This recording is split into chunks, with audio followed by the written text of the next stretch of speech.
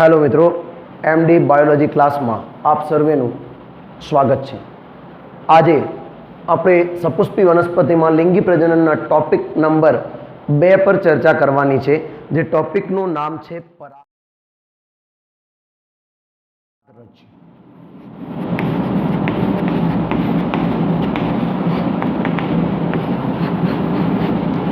પરાગરજને આપણે લઘુ બીજાણુ તરીકે પણ ઓળખીએ છીએ। જે પરાગરજ છે એ પરાગરજ એ લઘુ બીજાણુ તરીકે ઓળખાય અને તે જ નરજન્યુજનક અવસ્થાનું પ્રતિનિધિત્વ કરે છે। નરજન્યુજનક એટલે કે નરજન્યુનું નિર્માણ કરવાની ક્રિયા, આ ક્રિયાનું પ્રતિનિધિત્વ પણ પરાગરજ કરે છે। હવે પરાગરજ તમને એમ થાય કે સાહેબ પરાગરજ વિશે અમારે વધારે જાણવું છે અથવા તો પરાગરજને અમારે લાઈવ નિહાળવી છે, તો ક્યાં નિહાળી શકાય? તો તમે એક સ્લાઇડ લઈ શકો, એક સ્લાઇડ લો અને વનસ્પતિની જે પરાગરજ છે, વનસ્પતિનું જે પરાગાશય છે એ પરાગાશય લઈ શકો અને આ સ્લાઇડ પર પાણીનું ટીપું મૂકો અને એની અંદર પરાગાશયને આમ કરીએ તો આવા ધૂળ જેવા રજકણો તમને બહારથી સ્લાઇડ પર દેખાશે, પરંતુ જ્યારે તમે એને માઇક્રોસ્કોપની અંદર જોશો તો સરસ મજાના આકારો ધરાવતી પરાગરજ આપણને જોવા મળે છે। તો પરાગરજની રચના વિશે આપણે અભ્યાસ કરવાનો છે। સૌથી પહેલા કે ભાઈ પરાગરજની રચના કેવી હોય, તો સિમ્પલ વાત કરીએ કે જનરલી જે પરાગરજ છે એ પરાગરજ આમ તો ગોળાકાર જ હોય છે। પરાગરજનો આકાર કેવો હોય છે મિત્રો? ગોળાકાર। પરાગરજનો આકાર ગોળાકાર હોય છે, પણ અન્ય કેટલાક આકારો પણ જોવા મળે છે।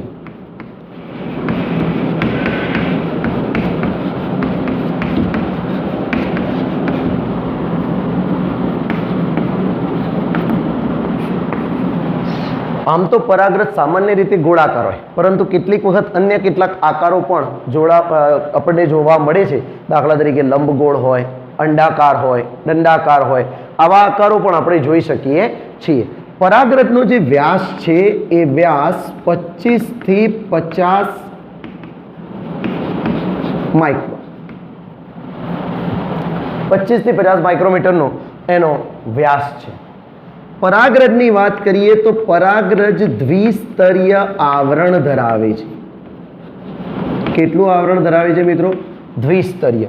સૌથી પહેલા આપણે એની બેઝિક માહિતી પ્રાપ્ત કરી લેવી જરૂરી છે, પછી હું તમને પરાગરજની અંદર આકૃતિ દ્વારા સમજાવું છું કે દ્વિસ્તરીય આવરણ કેવી રીતે હોય। તો આપણે એક આકૃતિ નિહાળીએ।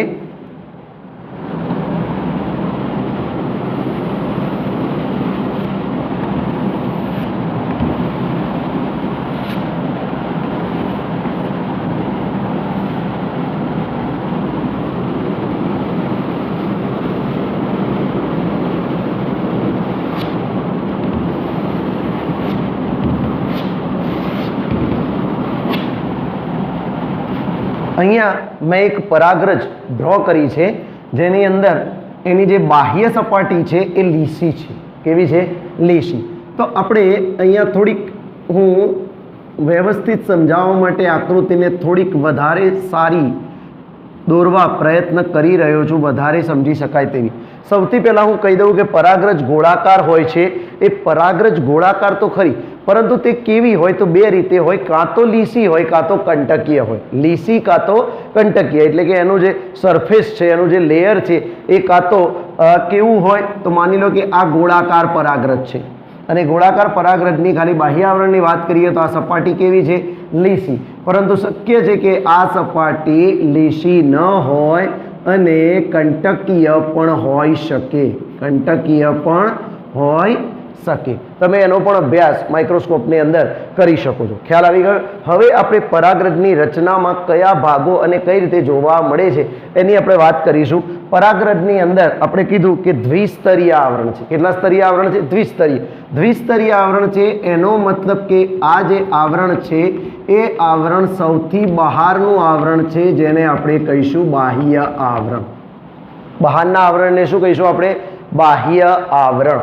આ બાહ્ય આવરણની જ્યારે આપણે વાત કરીએ છીએ તો બાહ્ય આવરણ કેવું હોય એના વિશે પણ વાત કરી રહીએ કે બાહ્ય આવરણ એ સ્પોરોપોલેનિનનું બનેલું હોય છે. યાદ રાખજો મિત્રો,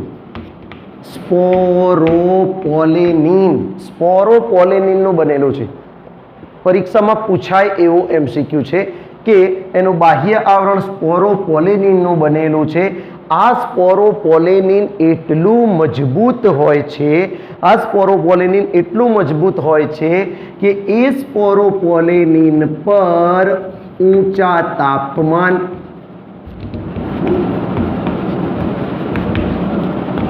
જલદ એસિડ, જલદ બેઝ ની કોઈ અસર થતી નથી.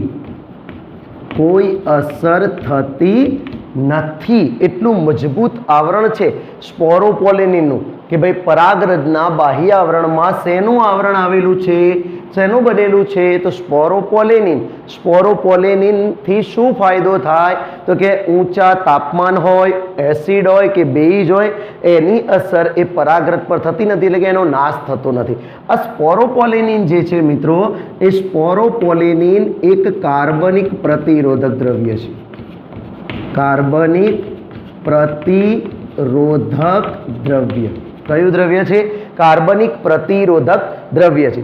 આ બાબતને આપણે સમજી લીધી કે સૌથી પહેલા પરાગરજ કેટલા સ્તરીય છે? દ્વિસ્તરીય. સૌથી બહારનું સ્તર બાહ્ય આવરણ, અંદરનું સ્તર અંત આવરણ કહેવાય, પણ એની આપણે ચર્ચા પછી કરીશું. સૌથી પહેલા બાહ્ય આવરણની વાત કરીએ છીએ. બાહ્ય આવરણ સ્પોરોપોલેનિનનું બનેલું છે. સ્પોરોપોલેનિન એટલું મજબૂત અને એટલું સખત આવરણ છે કે જેના કારણે પરાગરજની અંદર ઊંચા તાપમાનની, જલદ એસિડની, જલદ બેઝની કોઈ અસર થતી નથી. સાથે સાથે કાર્બનિક પ્રતિરોધક દ્રવ્ય છે. સ્પોરોપોલેનિન કાર્બનિક પ્રતિરોધક દ્રવ્ય છે, એટલે ઉત્સેચકો પણ તેને અવનત કરી શકતા નથી. ઉત્સેચકો પણ આ પરાગરજને અવનત એટલે નાશ, અવનત કરી શકતા નથી.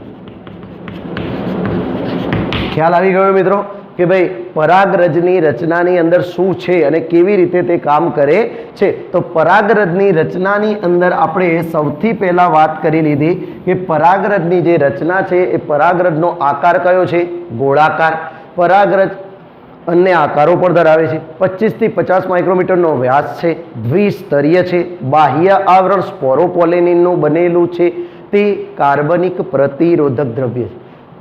સ્પોરોપોલેનિન પર ઊંચા તાપમાનની, એસિડની કે બેઝની અસર થતી નથી. ઉત્સેચકો પણ તેનો નાશ કરી શકતા નથી. પણ તમને થશે સાહેબ, તમને થાય કે સાહેબ આ વચ્ચે વચ્ચે જગ્યા કેમ છોડી તમે? તો સિમ્પલ ભાષાની અંદર સમજાવું કે પરાગરજના બાહ્ય આવરણમાં સારો અને IMP MCQ SQ નીટમાં પૂછાય એવો પ્રશ્ન છે કે પરાગરજના બાહ્ય આવરણમાં અમુક જગ્યાએ સ્પોરોપોલેનિનની ગેરહાજરી હોય છે. પરાગરજના બાહ્ય આવરણમાં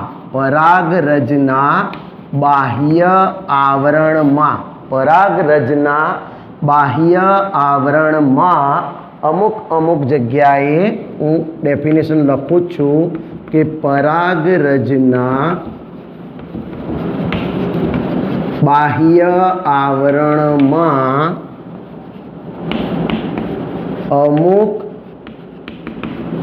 અમુક જગ્યાએ સ્પોરોપોલેનિન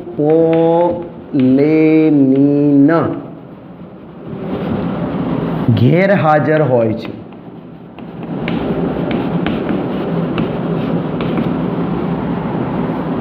તે સ્થાને રચાતા છિદ્રને જનન છિદ્ર કહે છે. ક્લિયર થઈ ગયા મિત્રો? પરાગરજના બાહ્ય આવરણમાં અમુક જગ્યાએ સ્પોરોપોલેનિન હોતું નથી, એના કારણે ત્યાં છિદ્ર રચાય છે. એવા છિદ્રને શું કહીશું આપણે? જનન છિદ્ર. અને આ સ્પોરોપોલેનિન એટલું મજબૂત છે, યાદ રાખજો, સ્પોરોપોલેનિન એટલું મજબૂત છે કે પરાગરજના અશ્મિઓ પણ આપણને જોવા મળે છે. પરાગરજના અશ્મિઓ પણ આપણને જોવા મળ્યા છે. એટલે આ સ્પોરોપોલેનિનને કારણે આપણને પરાગરજ અશ્મિઓ સ્વરૂપે પણ જોવા મળી છે. ખ્યાલ આવી જાય મિત્રો? ખ્યાલ આવી ગયો? કમ્પ્લીટ ખબર પડી ગઈ હશે પરાગરજ વિશે કે ભાઈ ક્યાં ક્યાં આપણે તૈયારી કરવાની હતી, ક્યાં ક્યાં એમસીક્યુ હતો, ક્યાં ક્યાં એસક્યુ હતો, ક્યાં ક્યાં આપણને નીટના લાયક પ્રશ્નો છે. પણ હજુ 2 પ્રશ્નો મારી પાસે છે. પહેલો પ્રશ્ન, જનન છિદ્રનું કાર્ય શું? જનન છિદ્રનું કાર્ય શું? તો જનન છિદ્રના કાર્યની વાત કરીએ તો પરાગરજ જ્યારે અંકુરણ માટે પરાગાશય પરથી પરાગાસન પર એટલે કે સ્ત્રી કેસરના પરાગાસન પર જાય ત્યારે અહીંયા તો બધી બાજુ સ્પોરોપોલેનિન છે એટલે એ તો તૂટી શકતું નથી. એટલે જ્યાં જનન છિદ્રો છે, સમજાવું છું કે માની લો કે આ પરાગરજ છે અને આ પરાગરજમાં આ બાહ્ય આવરણ છે અને અહીંયા આ બધી જ બાજુએ સ્પોરોપોલેનિન છે.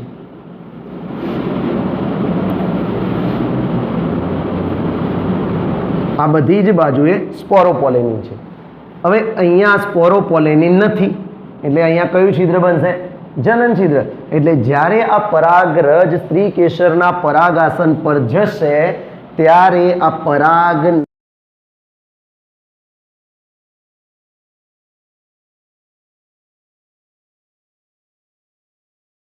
નલિકાનું અંકુરણ થશે. પરાગ નલિકા બનશે. શું બનશે મિત્રો? પરાગ નલિકા. એટલે યાદ રાખવાનું જનન છિદ્રનું કાર્ય શું છે? તો કે પરાગ નલિકાના અંકુરણ માટે, પરાગરજના અંકુરણ માટે, પરાગ નલિકાના નિર્માણ માટે, પરાગ નલિકાના નિર્માણ માટે. જો આ પરાગ નલિકા ન રચાય તો પછી તો કોઈ ફલન થવાની ક્રિયાની શક્યતા રહેતી નથી. એટલા માટે વચ્ચે વચ્ચે જનન છિદ્રો આવેલા હોય છે. ખ્યાલ આવી જાય મિત્રો? ખબર પડી જાય? એક વધારાની વસ્તુ તમને કહી દઉં, મજા આવશે કે ભાઈ દ્વિદળી જે વનસ્પતિઓ હોય છે એ દ્વિદળી જે વનસ્પતિઓ છે એ મોટાભાગની દ્વિદળી વનસ્પતિઓની પરાગરજમાં 3 ફાટ આવેલી હોય છે. આ એક્સ્ટ્રા છે, નીટ માટે યાદ રાખવાનું. પરાગરજમાં 3 ફાટ આવેલી હોય છે એટલે કે 3 જનન છિદ્રો આવેલા હોય છે, જેને ટ્રાયકોપ્લેટ કહે છે. શું કહે છે?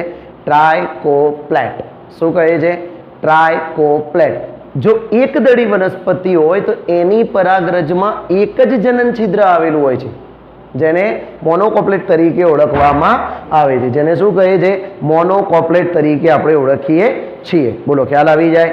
જો પરાગરજ પર એક્સ્ટ્રામાં યાદ રાખવાનું છે આપણે કે પરાગરજમાં 3 જગ્યાએ ફાટ, 3 જગ્યાએ જનન છિદ્રો હોય તો એને ટ્રાયકોપ્લેટ કહીશું. અને એક દળી વનસ્પતિમાં પરાગરજમાં એક જ બાજુએ જનન છિદ્ર હોય છે, જેને મોનોકોપ્લેટ તરીકે આપણે ઓળખવામાં આવે છે. તો જનન છિદ્ર બાબતની જેટલી પણ માહિતી હતી મેં તમને તમારા સુધી પહોંચાડવાનો પ્રયત્ન કર્યો છે. તમને ખ્યાલ આવી ગયો હશે. હવે જનન છિદ્રની વાત ક્લિયર થઈ ગઈ, બાહ્ય આવરણની વાત ક્લિયર થઈ ગઈ. હવે આપણે જાણીએ છીએ કે ભાઈ પરાગરજની અંદર તો કેટલા આવરણ છે? 2 આવરણ છે. તો બીજું આવરણ કયું? તો આપણે બીજા આવરણની હવે વાત કરીશું કે ભાઈ પરાગરજની અંદર એક આવરણ તો હતું બાહ્ય આવરણ, જેની ખૂબ ચર્ચા કરી. હવે બીજું આવરણ કયું? એક આવરણ તો ખબર પડી ગઈ. હવે બીજું આવરણ જે દેખાય છે આપણને આ છે અંતઃ આવરણ. એટલે પરાગરજની અંદરની તરફ આવેલા આવરણને અંત આવરણ કહે છે। બાહ્ય આવરણ સ્પોરોપોલેનિનનું બનેલું હતું, તો અંત આવરણ શેનું બનેલું છે?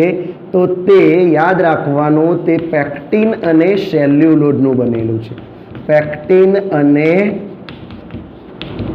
સેલ્યુલોઝ, પેક્ટિન અને સેલ્યુલોઝનું બનેલું હોય છે। આ આવરણ તમે જોશો તો એક તો આ આવરણ પાતળું છે, આ આવરણ કેવું છે? પાતળું, અને સાથે સાથે જુઓ તો વચ્ચે કોઈ ખાંચ નથી, એટલે અંત આવરણ સળંગ છે। અંત આવરણ કેવું છે? સળંગ છે। તો આ થઈ ગઈ પરાગરજની રચના, પરાગરજની રચના। ઓકે મિત્રો, ખ્યાલ આવી ગયો। સૌથી પહેલા આપણે પરાગરજની રચના વિશે ચર્ચા કરી કે ભાઈ પરાગરજની રચનાની અંદર બે વસ્તુ ખાસ, બાહ્ય આવરણ અને અંત આવરણ। હવે પરાગરજની રચના પછી જ્યારે આપણે આગળ જઈએ કે ભાઈ પરાગરજની રચનાના અંદર કઈ રીતે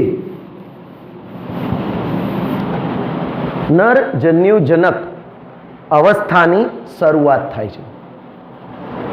જનરલી એમ કહેવાય છે કે પરાગરજનો જે કોષ રસ છે, પરાગરજ, પરાગરજ વિશે આપણે જાણીએ છીએ, હમણાં જ આપણે વાત ખૂબ ડિટેલમાં વાત કરી, પણ છતાં પણ હવે વધારે વાત કરીએ કે માની લઈએ કે આ એક પરાગરજ છે।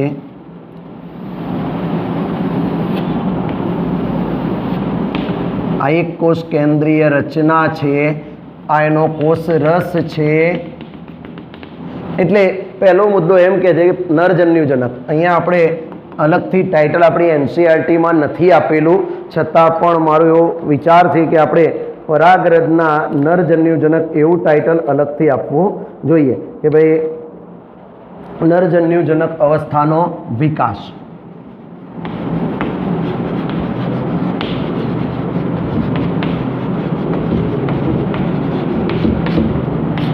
એમ કહેવાય છે કે પરાગરજ પરાગાશયમાં હોય ત્યારે જ નરજન્યુજનક અવસ્થાની શરૂઆત થઈ જાય છે।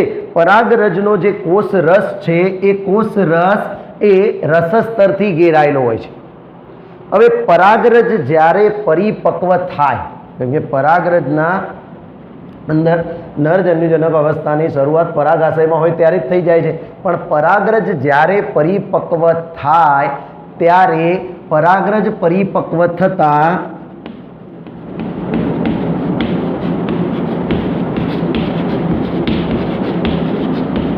હું વધુ માહિતી આપું છું કે આ કોષ કેન્દ્રનું સમભાજન થાય છે અને બે અસમકદના કોષો અસ્તિત્વમાં આવે છે। બે અસમકદના કોષો અસ્તિત્વમાં આવે છે, એટલે પરાગરજ પરિપક્વ થતા બે કોષો અસ્તિત્વમાં આવશે।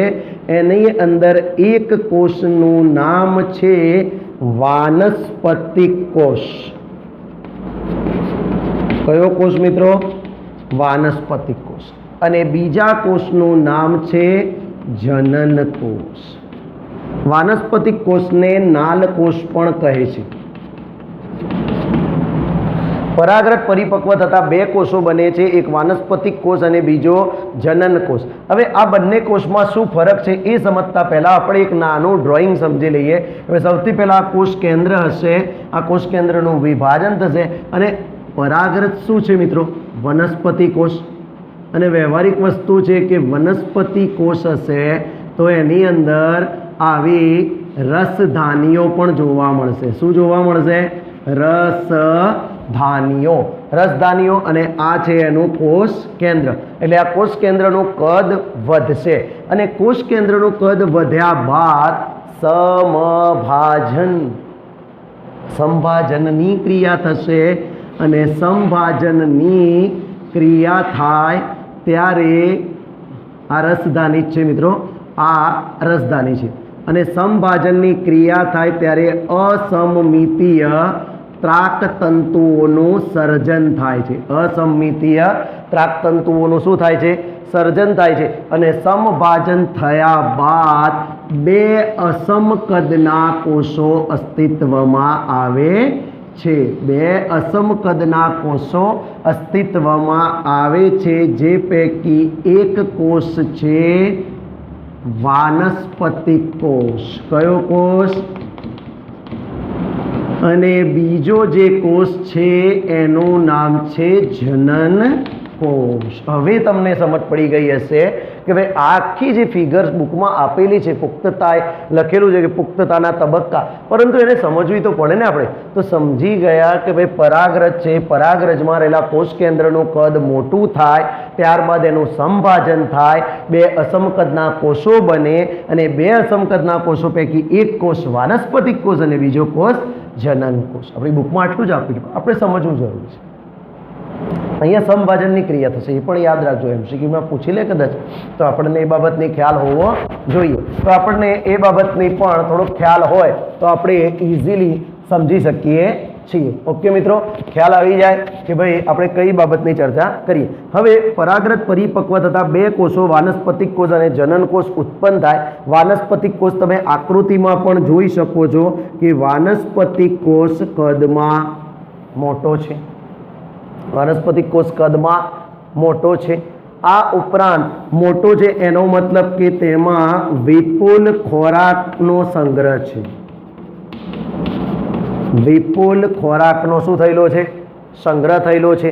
સાથે સાથે તમે જુઓ તો તેની અંદર અનિયમિત આકારનું કોષ કેન્દ્ર છે।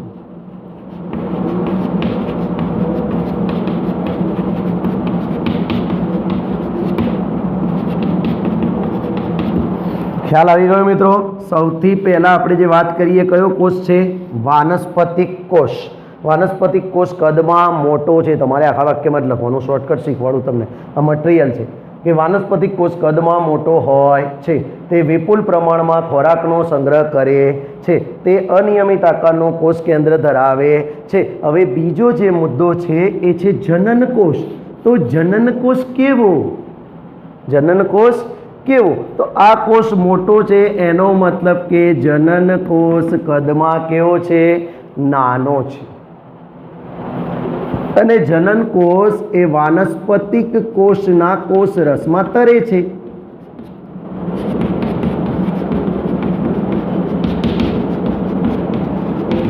વાનસ્પતિક કોષના કોષ રસમાં તરે છે। હવે આ આખો નરજન્યુજનક તબક્કો થયો। આ નરજન્યુજનક તબક્કા દરમિયાન હવે શું થાય કે 60% જેટલી જે વનસ્પતિઓ છે, આવૃતબીજધારી વનસ્પતિઓ, એ જ્યારે પરાગરજ મુક્ત કરે ત્યારે દ્વિકોષીય અવસ્થામાં પરાગરજ મુક્ત કરે છે। જ્યારે પરાગરજ બને ત્યારે એક કોષ કેન્દ્રીય રચના હોય છે, પરંતુ જ્યારે તે પરાગરજને મુક્ત કરે છે ત્યારે 60% વનસ્પતિઓ દ્વિકોષીય અવસ્થાએ પરાગરજ મુક્ત કરે છે। પરંતુ બાકીની જે વનસ્પતિઓ છે એ બાકીની વનસ્પતિઓમાં, એટલે કે 60% સિવાયની જે આવૃતબીજધારી વનસ્પતિઓમાં પરાગરજ મુક્ત થાય ત્યારે તે ત્રિકોષીય અવસ્થાએ મુક્ત થાય છે। કેટલા કોષીય અવસ્થાએ? ત્રિકોષીય અવસ્થાએ મુક્ત થાય છે। યાદ રાખજો મિત્રો કે જ્યારે 60% આવૃત બીજધારી વનસ્પતિમાં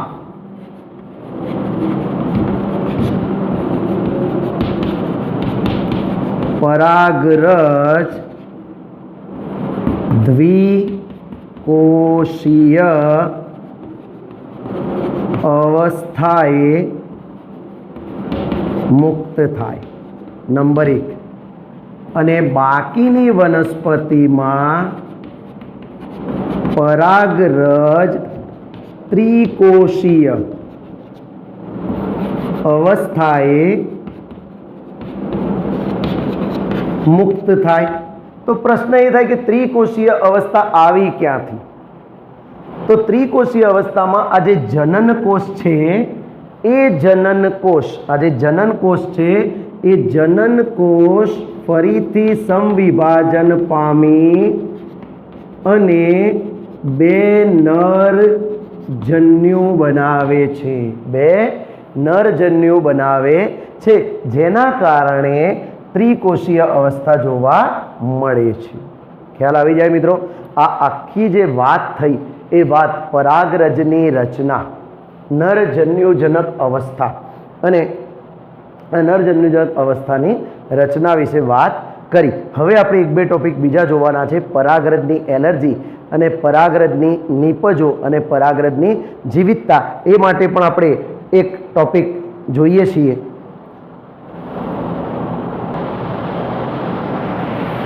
પરાગરજની એલર્જી વિશે આપણે હવે વાત કરીએ છીએ કે પરાગરજની એલર્જી શું છે.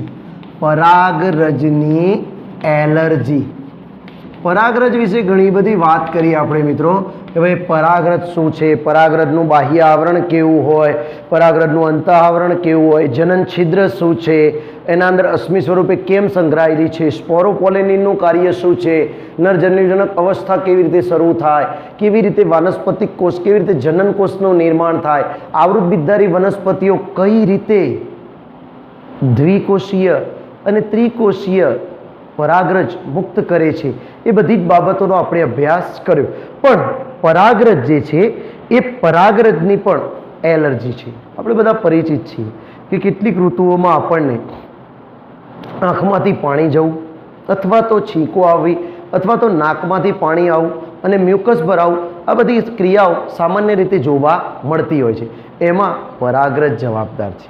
તો પરાગરજની એલર્જીની વાત કરું તો ઘણી જાતિઓની જે પરાગરજ છે એ પરાગરજ શ્વાસવાહિકાની એટલે કે શ્વસન તંત્રને લગતી એલર્જી પ્રેરે છે. શ્વસનને લગતી એલર્જી પ્રેરે છે એટલે કે શ્વાસવાહિકાની તકલીફો પ્રેરે છે. યાદ રાખવાનું, શ્વાસવાહિકાની તકલીફો પ્રેરે છે. હવે શ્વાસવાહિકાની તકલીફો પ્રેરે કે ભાઈ શ્વસનને લગતી એટલે કે પરાગરજ શ્વાસવાહિકાની તકલીફ પ્રેરે, જેના કારણે બ્રોન્કાઇટિસ અને અસ્થમા જેવી પણ તકલીફો થાય છે. બરાબર. હવે ભારતના અંદર વાત કરીએ તો ભારતની અંદર ઘઉં આયાત કરવામાં આવ્યા તો એની સાથે ગાજર ઘાસ પણ આયાત થઈ. ગાજર ઘાસ, પાર્થેનિયમ, કેરોટ ગ્રાસ. યાદ રાખજો કે ભાઈ ભારતમાં આ એલર્જી પ્રેરતી ઘણી બધી વનસ્પતિઓ છે. તે પૈકી આ એક ખાસ વનસ્પતિ છે કે ભારતમાં જ્યારે ઘઉંની આયાત કરવામાં આવી ત્યારે ઘઉંની આયાતની સાથે ગાજર ઘાસ, યાદ રાખવાના આવા બધા મુદ્દાઓ મિત્રો. કેરોટ ગ્રાસ અથવા પાર્થેનિયમ તરીકે ઓળખાતી જે વનસ્પતિ, આનું વૈજ્ઞાનિક નામ છે પાર્થેનિયમ તરીકે જે ઓળખાતી વનસ્પતિ છે એ વનસ્પતિ ભારતમાં પ્રવેશી અને તે પરાગરજની એલર્જી પ્રેરે છે. પરાગરજની શું પ્રેરે છે? એલર્જી.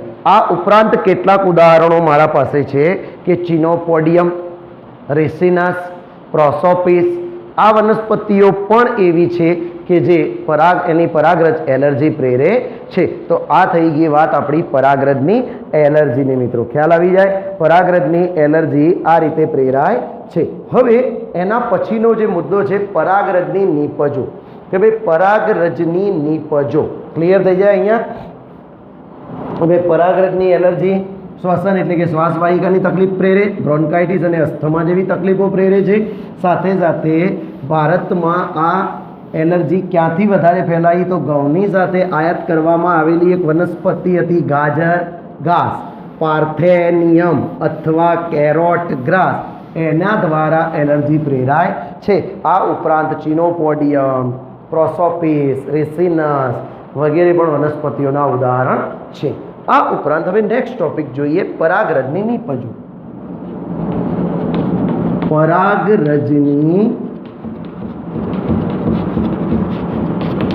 નીપજો. પરાગરજની નીપજોની વાત કરીએ તો હવે એવું સાબિત થયું છે કે પરાગરજ પોષક તત્વોથી ભરપૂર છે. પરાગરજ પોષક તત્વોથી ભરપૂર છે કે ભાઈ એની અંદર પોષક તત્વો પુષ્કળ પ્રમાણમાં રહેલા છે. એટલે હાલના સમયમાં તેની ગોળીઓ, ટેબ્લેટ્સ, ગોળીઓ બનાવવામાં આવે છે. શું બનાવવામાં આવે છે?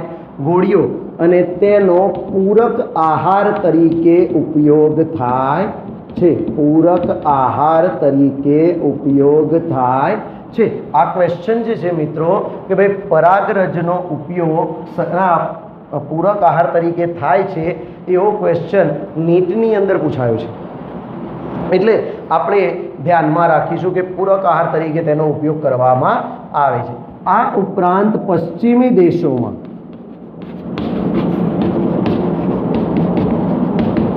પરાગરજની ગોળીઓ અને સિરપ બનાવવામાં આવે છે. ગોળીઓ અને સિરપ બનાવવામાં આવે છે અને તેનો પણ ઉપયોગ કરવામાં આવે છે. સાથે સાથે પરાગરજનો એવું પણ સાબિત થયું છે કે પરાગરજનો વપરાશ કરવાથી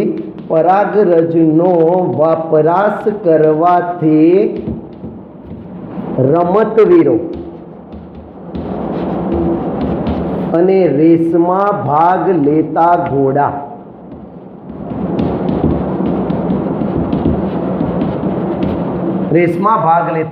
ઘોડાઓના અંદર પણ સુધાર જોવા મળ્યો છે.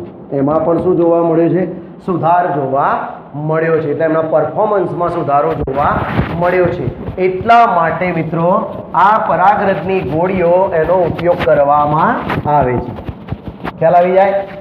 કમ્પ્લીટ થઈ જાય કે ભાઈ પરાગરજનો ક્યાં ક્યાં ઉપયોગ કરવામાં આવે છે? તો ગોળીઓ પૂરક આહાર તરીકે, પરાગરજની ગોળીઓ અને સિરપ પશ્ચિમી દેશોમાં, અને આ ઉપરાંત રમતવીરો અને રેસમાં ભાગ લેતા ઘોડાઓના પરફોર્મન્સમાં સુધારો થાય તે માટે પણ તેનો ઉપયોગ કરવામાં આવે છે. તો પરાગરજમાં જ્યારે અભ્યાસ કરવામાં આવ્યો કે ભાઈ એના અંદર એવું તો શું છે, તો આ એક્સ્ટ્રા છે. નીટ માટે તમારે યાદ રાખવા જેવું છે કે એની અંદર પ્રોટીન 7 થી 26% હોય છે, કાર્બોહાઈડ્રેટ 24 થી 48% અને ચરબી 0.9 થી 14.5% સુધીની ચરબીનું પ્રમાણ પણ તેની અંદર રહેલું હોય છે. એટલા માટે તેનો આહાર અને તેનો ઉપયોગ પૂરક આહાર તરીકે અથવા તો રમતવીરો અને રેસમાં ભાગ લેતા ઘોડાઓ માટે કરવામાં આવે છે. આ થઈ ગઈ પરાગરજની મહત્વની બાબત. પણ નીટ માટેનો જે મુદ્દો છે એ તમારે યાદ રાખવાનો કે ભાઈ એના અંદર શું આવેલું છે? તો કે પ્રોટીન છે. બીજું શું છે? તો કે કાર્બોહાઈડ્રેટ છે. બીજું શું છે? તો ચરબી છે. તો કે પ્રોટીન કેટલું? તો કે 7 થી 26%. કાર્બોહાઈડ્રેટ કેટલું? તો કે 24 થી 48%. આ ઉપરાંત એના અંદર કે ચરબી કેટલી? તો 0.9 થી એપ્રોક્સિમેટ 14.5%.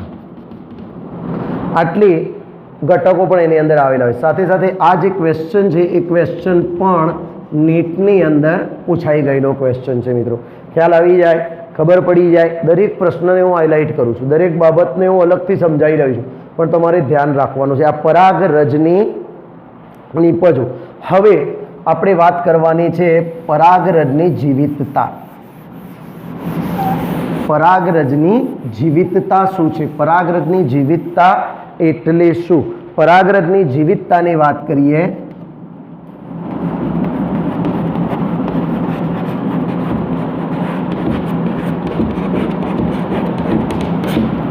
પરાગરજની જીવિતતા કે ભાઈ પરાગરજની જીવિતતા કેવી રીતે કામ કરે છે?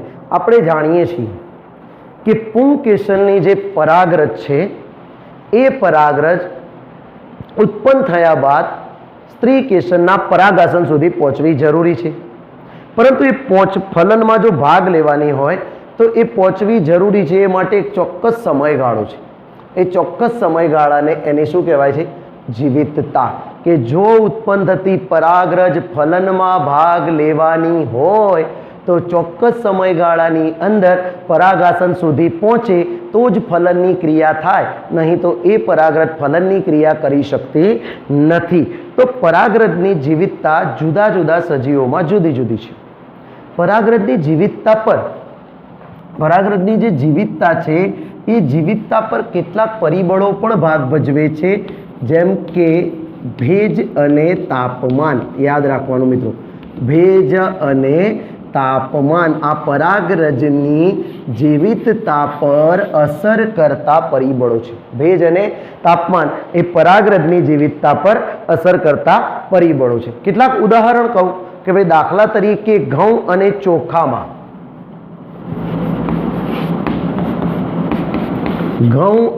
ચોખામાં પરાગરજની જીવિતતા એટલે કે પરાગરજનું પરાગાસન સુધી પહોંચવાનો સમયગાળો સાદી ભાષામાં પરાગરજની જીવિતતા ઓનલી 30 મિનિટ્સ 30 મિનિટ હોય છે. કેટલી મિનિટ હોય છે? 30 મિનિટ. આ ઉપરાંત રોઝેસી, લેગ્યુમિનેઝી, સોલેનેસી આ કુળની જે વનસ્પતિઓ છે આ કુળની વનસ્પતિઓમાં પરાગરજની જીવિતતા મહિનાઓ સુધી હોય છે.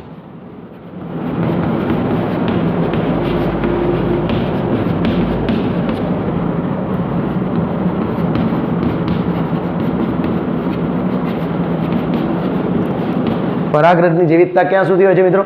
મહિનાઓ સુધી. પરંતુ કોઈ એમ કે મારે પરાગરજને વર્ષો સુધી સાચવવી છે. મોટી વનસ્પતિઓની જે સારી પરાગરજ છે એ પરાગરજને વર્ષો સુધી સાચવવી છે તો એ પણ સાચવી શકાય છે કે મોટી વનસ્પતિઓ છે એ મોટી વનસ્પતિની પરાગરજને પ્રવાહી નાઇટ્રોજનમાં શેમાં?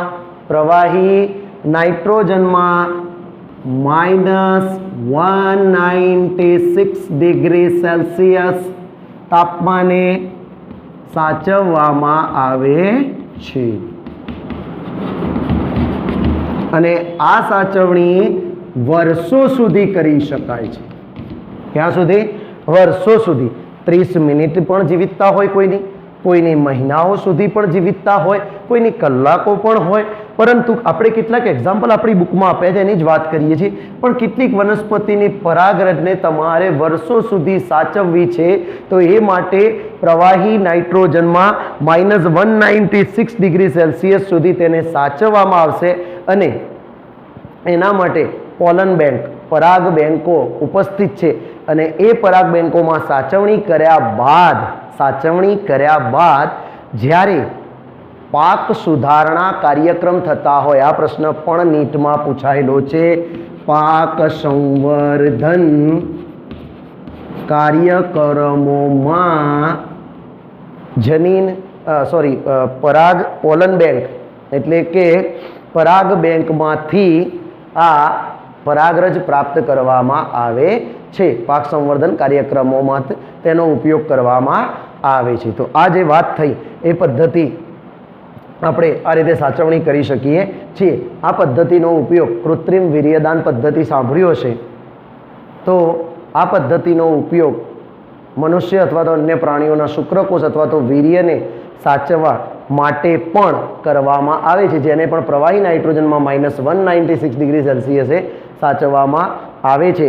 અને એ સીડ બેંકોમાં, જનીન બેંકોમાં, પોલન બેંકોમાં એ સાચવીને જ્યારે જરૂર પડે ત્યારે તેનો ઉપયોગ કરવામાં આવે છે. પ્રાણી સંવર્ધનમાં પણ પ્રાણીઓના શુક્રકોષોનો ઉપયોગ થાય, જ્યારે પરાગરજનો ઉપયોગ એ પાક સંવર્ધન કાર્યક્રમમાં કરવામાં આવે છે. ખ્યાલ આવી જાય મિત્રો? ખ્યાલ આવી જાય? આ પરાગરજની જીવિતતા હતી. તમામે તમામ બાબતોને આપણે સાંકળી છે, તમામે તમામ બાબતોને આપણે સમજાવી છે.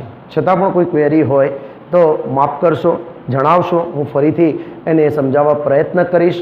ખૂબ ખૂબ આભાર. Thank you very much. Subscribe કરજો. વધુ સારા વિડીયો આપ સુધી પહોંચશે. વધુ સારી અને સાદી ભાષામાં માહિતી આપ સુધી પહોંચાડવાનો પ્રયત્ન કરી રહ્યો છું.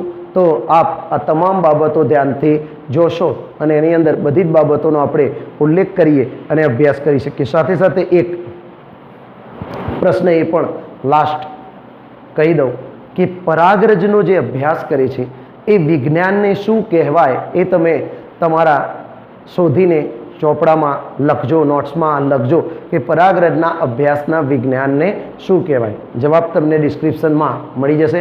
Thank you very much. ખૂબ ખૂબ આભાર.